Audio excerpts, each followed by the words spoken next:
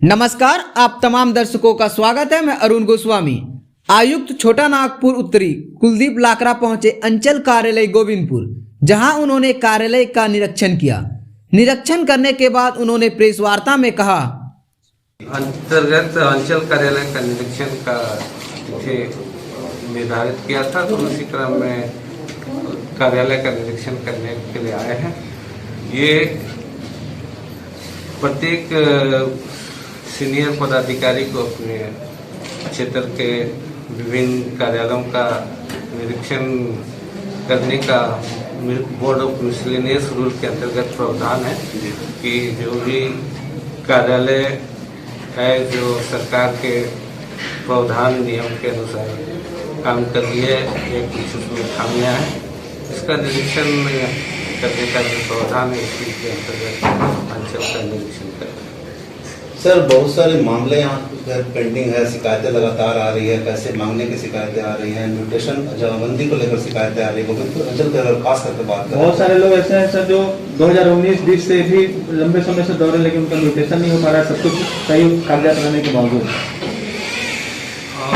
Mutation के लिए तो आप ऑनलाइन म्यूटेशन का प्रावधान है।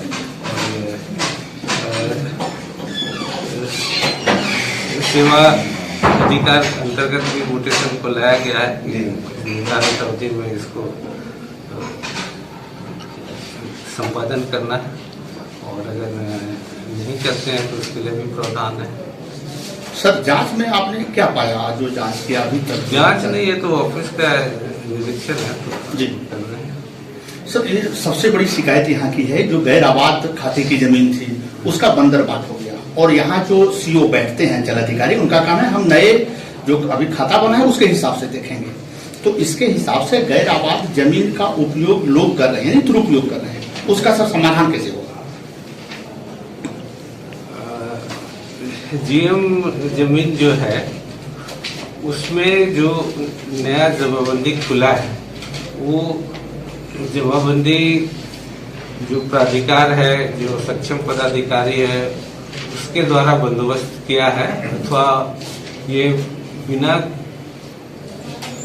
अवैध रूप से कायम किया गया है, इसकी भी जांच हम लोग करेंगे। और जहां भी इस तरह की शिकायत आता है तो उसको हम जी सर, इसी में था सर, इस अंचल में कि पहले वो गैर आबाद दिखा रहा है बिहार सरकार, और अभी उसको किसी विशेष समुदाय के लिए दिखा रहा है। तो अंचल अधिकारी का कहना था कि हम नए हिसाब से चले थे, जिसमें विवाद बढ़ रहा है। तो ऐसे मामले में सर निपटाया कैसे जाए? ये तो जो सर्वे खतियान में जो जीएम है, और उसका तो अभी हाल सर्वे भी हुआ है, और उसमें जैसे जो नाम रैयत का जो खुल गया है, जो उन्होंने सर्वे ऑफिस में जो अपना कागज दिखाया होगा, जो दावा पेश किया होगा, उसके आधार पे हुआ होगा।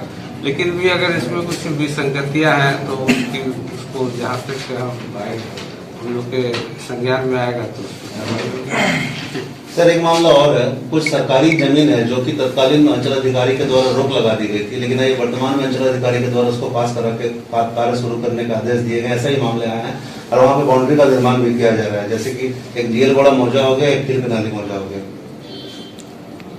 तो वही देखना है कि जो जमीन का जो कागजात है वो सक्षम पदाधिकारी, सक्षम न्यायालय के आदेश से हुआ है या नहीं, उनके पास कोई वैलिड कागजात है कि नहीं।